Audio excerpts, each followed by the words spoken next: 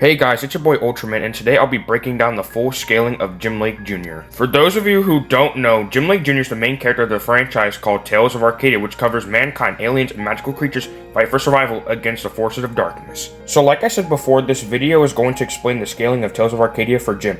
I mainly will be discussing Jim's attack potency, durability, combat, and reaction speed, and any of his hacks, magical abilities, or non-standard weapons that he has used in the past. I will also be discussing his different forms, like his standard human form, half-troll form, full troll form, and of course the peak of his power, which was during the controversial movie where he unlocked Excalibur and the Acaridian/Magic Armor. So now that we have covered the rules of the video, let's dive into the topic at hand. Okay, let's scale Jim's attack potency/destructive capability. Note to self, as a lot of these feats might seem like chain scaling, however, I can prove that these chain scaling metas are actually consistent as throughout the entire video.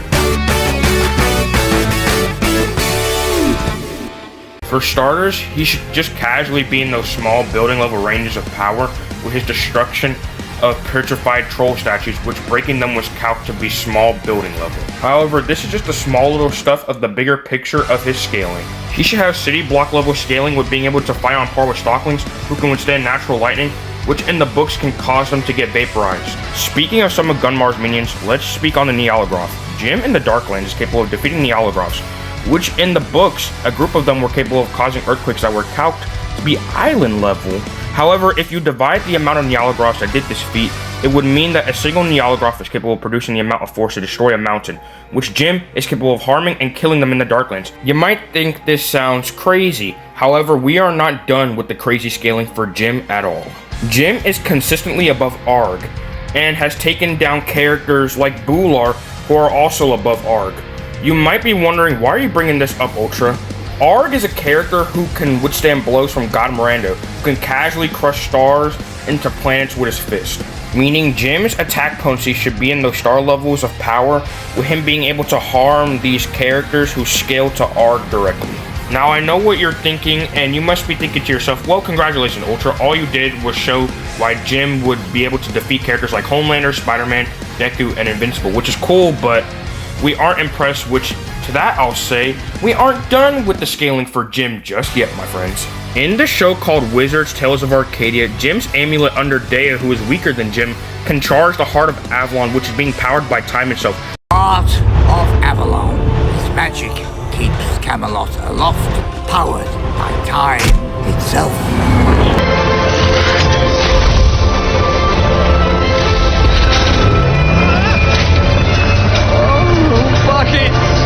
Which time is infinite in the verse.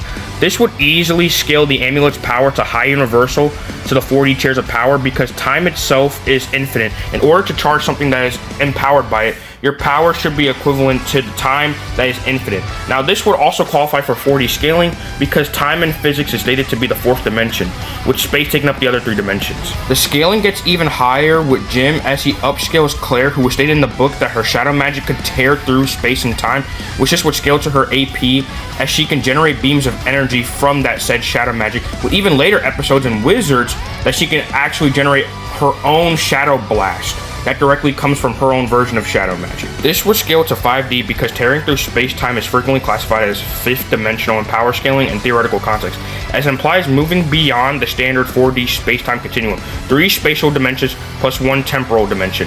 By accessing the 5th dimension, time can be navigated like a physical path. Now that's basically all for this version of Jim with his scaling. This should put him around high universal to even the 4D to 5D ranges of attack power with his attack potency, and this would also scale to his durability thanks to Newton's third law, and he can survive hits from characters around his level like Angor-Rot and Season 2 Gunmar, who either scale to him or are just outright above him with the case of Gunmar. Now, let's move on to his half-troll counterpart. For half-troll Jim, he should easily get his baseline feats from his human self, as is stated by Merlin that Jim is not capable of performing feats that they never thought were possible. This is backed up with Jim being able to fight both Gunmar and Angor-Rot during the Eternal Night. This is important since by Season 3, Gunmar was already stated by Blinky to basically be invincible, meaning that Gunmar would already upscale the heroes by the time of Season 3. We're not done yet, since the scaling gets even crazier, as Jim can hang with a resurrected Angor-Rot, who can fight against Morgana, which Morgana is stated to be the Eldritch Queen in the 7th plane, I am the Eldritch Queen of the Seventh Plane. Baba Yaga, the Pale Lady, I have slain scores of Merlin's fools. Which terms like plane, realm, and dimension are cycled throughout the entire show, meaning Morgana has control over the Shadow Realm, making her baseline 7th dimensional, as the Shadow Realm is a dimension-like place that is completely separate from the universe itself. Now for Jim's durability, it should be the same as last time, but now in the 7D ranges, as he completely is capable of taking blows from Morgana multiple times in their battle during the Eternal Night. And now we can move on to Full Troll Jim. As for Full Troll Jim, nothing really changes, as he's still in those 7D ranges with being able to fight characters like the Green Knight, who again can overpower characters like Morgana. So unfortunately for Beast Jim, or Full Troll Jim, whatever you want to call him, he doesn't really get any better scaling metas.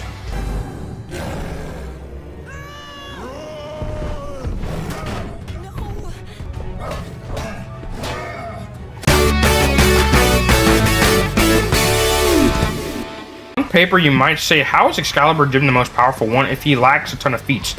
Well, this is a perfect example of quality over quantity, as Jim is capable of harming and taking down Belrock at the peak of her power, which the Arcane Order at the peak of their power are stated to be the most powerful threat that any world in the universe has faced, which comes from Merlin, a character who can view the past, present, and future, meaning Jim should upscale all of those past feats. This meaning that Jim should be above Porgon's potential feat of destroying time itself. This should also put Jim on par and above Galen's core, which can grant the user the ability to destroy the universe itself. Of your kind and ours have foreseen. Galen's core holds the power to destroy a universe, Which would include the Darklands and the Void Between Worlds, as both are described as infinite in size and scaling above Morgana, who, like I said before, would be 7th dimensional.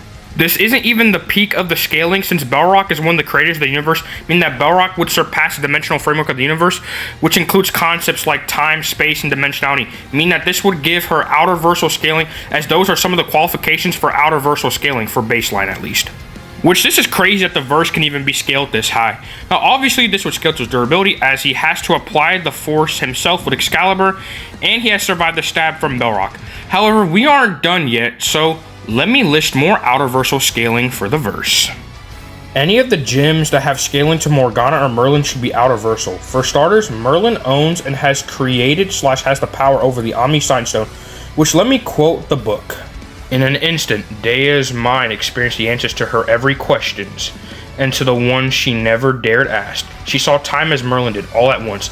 Events that had already transpired long ago, events that would not or should not occur, and events too horrific to comprehend that nonetheless might yet still come to pass. Meaning, if Merlin's power is greater than the Omni Sign Stone, that means its power can possess all the stuff of the universe, including material composition and logicality as well, which is actually backed up from the definition of omniscience, which is just having the knowledge of all possible worlds and everything logically possible, which this would scale to Merlin, since he would have the power / has created the Omni Sign Stone, meaning he is above it.